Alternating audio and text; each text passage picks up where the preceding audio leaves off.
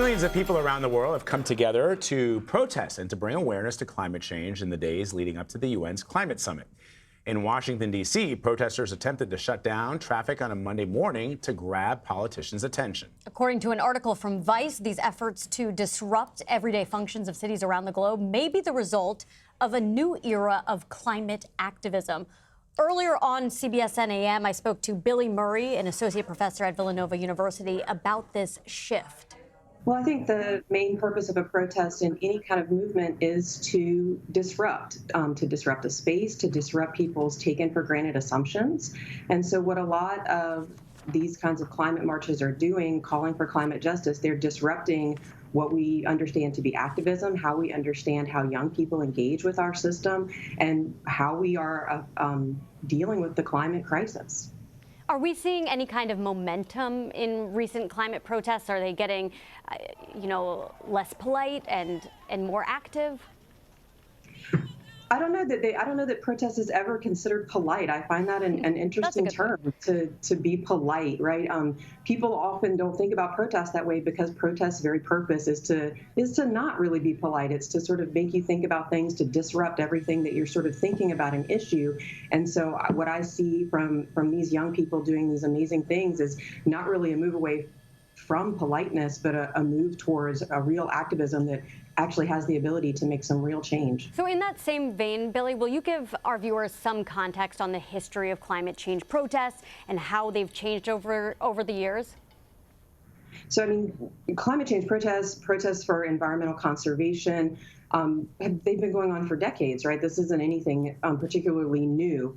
What I think is really interesting about how they've changed in terms of the way we talk about it, in terms of our history, is that a lot of these young people, you will hear them talking about climate justice.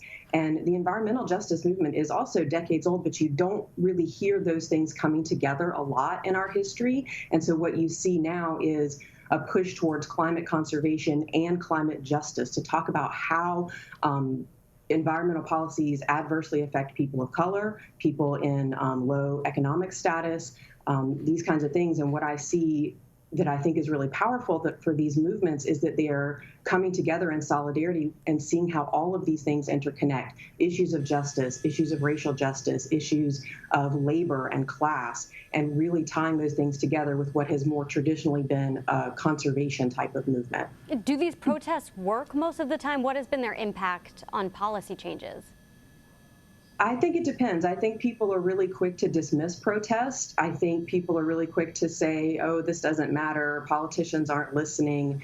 And what I think is interesting is you have to think about protest as part of a much larger sort of activism. It's not that these people are just out in the streets disrupting. It's not just these young women giving speeches at the UN. It's all of these things together. It's all of the people on the ground. It's scientists doing the work and disseminating that information. It's, the justifiable outrage that they're trying to demonstrate in these protests, along with working with policymakers to make change. So all of those things really work together. So it's really important to understand protest as part of a much larger activism that's happening, a much larger movement that has a lot of interrelated parts. And what's so interesting right now about all of these climate protests and movements is that they are being led by young adults and by teenagers. What do you think about that and that impact? I think it's great. I think we've seen so much from these, and particularly young women, and also young women of color. And this is nothing new within environmental justice movements. Mary Kopeny in Flint, Michigan, Isra Hersey, Autumn Patellier, who's an indigenous activist, all under voting age, all over the world, right? In addition to Greta Thunberg, like these young women have been doing this and really putting themselves out there and trying to disrupt not just how we understand climate change and climate justice, but how we think about young people. We're really quick to dismiss young people, right? Oh, they don't care about anything but themselves. They're not interested in these things. They're showing us that's not true. They're showing us that they do care and that they want to be involved. And I think it's a great moment for them. Billie Murray, thank you so much. Thank you, Laura.